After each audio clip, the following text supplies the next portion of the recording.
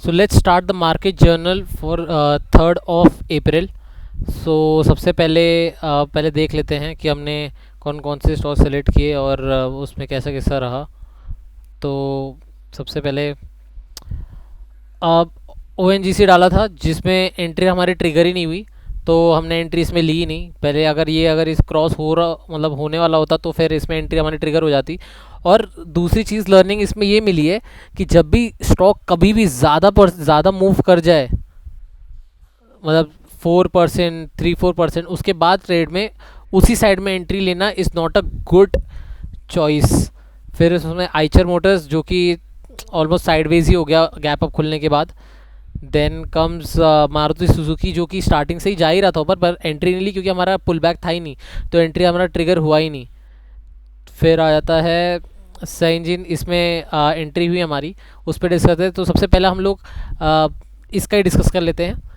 तो उसमें पहले ऑर्डर बुक दिखा देता हूँ। ऑर्डर बुक ये रहा। तो सबसे पहले तो इसमें हमने कब एंट्री ली, इसमें हमने एंट्री ली एट 9:55 पे एंट्री ले ली थी हमने इसमें, ठीक है। और एंट्री लेने का रीज़न क्या था, ठीक है। और मैं आपको पोजीशंस भी दिखा देता हूँ। पोजीशंस इसमें हमारे 106 रुपीज़ का लॉस हुआ।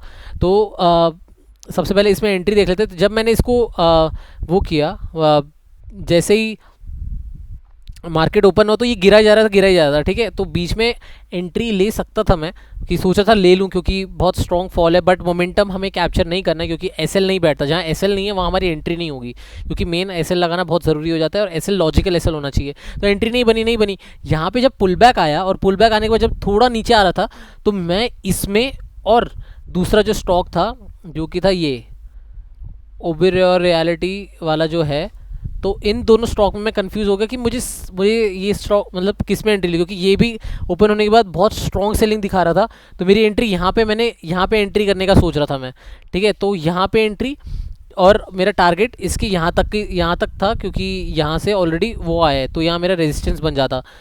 तो इसलिए यहाँ एंट्री होने के बाद एसएल इधर होता और टारगेट ये वाला प्लान था इसमें। और ये वाला इस वाले स्टॉक में कन्फ्यूजन हो गया, पर मैंने फिर सोचा लास्ट में ठीक है मैं इसमें एंटर करता हूँ।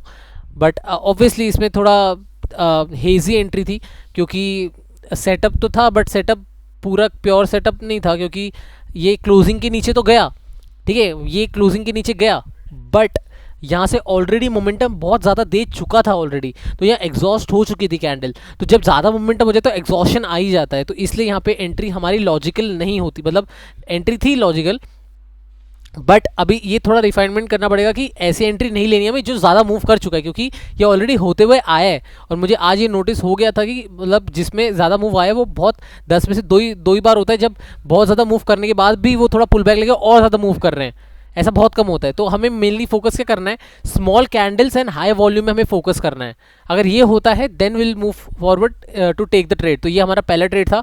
इसमें हमारी गलती क्या हुई, एंट्री हमारी ठीक है, एंट्री हुई इसमें गलती ये एज इन एंट्री ठीक है, उसमें क्लोजिंग मतलब इसके नीचे हमने एंट्री ली, बट गलती ये थी, मतलब गलती नहीं थी बट लर्निंग ये थी इसमें कि जब ज़्यादा कैंडल मूव हो जाए, मतलब अगर ज़्यादा मूव हो देन उसमें हम लोग ट्रेड नहीं लेंगे। मतलब जो ज़्यादा मूव हो गया तो उसके बाद हम लोग उस ट्रेड में एंट्री नहीं करेंगे। दूसरा फिर बाद में दूसरे स्टॉक में जाते हैं। तो ये हमारा था दूसरा ट्रेड जिसमें हमने एंट्री ली, हीरो मोटोकॉर्प। तो इसमें कैसा था, अब इसमें यहाँ पे जैसे ही खुला, यहाँ पे पहला रेड कैंडल बना, तो हमने इसका टॉप का वो बना दिया था, जो उसका ओपनिंग जो रेंज है उसका जो पुल बैक था। और ये ऑब्वियसली क्लोजिंग के ऊपर था, क्लोजिंग के ऊपर भी गया, प्लस उसने पहले रेजिस्टेंस से उसको ब्रेक भी कर दिया।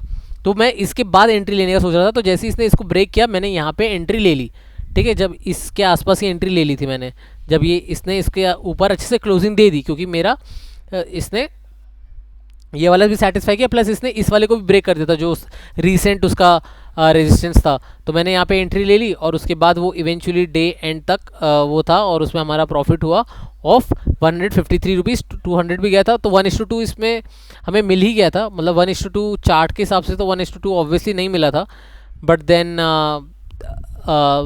200 हमारा टारगेट रहता है, पर वो हमें वो हो गया था। बट देन कंसिडर नहीं कर सकते क्योंकि इसमें अभी एसएल, तो अभी एसएल का क्या हो जाता है, अभी जिसमें एसएल बहुत ज़्यादा बड़े होंगे, ठीक है, कि इसमें एसएल क्या होता है यहाँ हो सकता है, तो उसमें हम लोग एसएल क्या करेंगे, जो ब्रेकआउट हुआ है उसके कैंडल के, जो कैंडल से ब्रेकआउट हुआ है उसके नीचे पे हमारा एसएल रहेगा, और वो एसएल रहने के बाद वहाँ पे हमारी एंट्री हो जाएगी। तो अभी और सेटअप में थोड़ा और करना है, इस वीक वो करते हैं, रिफाइनमेंट करते हैं और उसके बाद चालू करेंगे।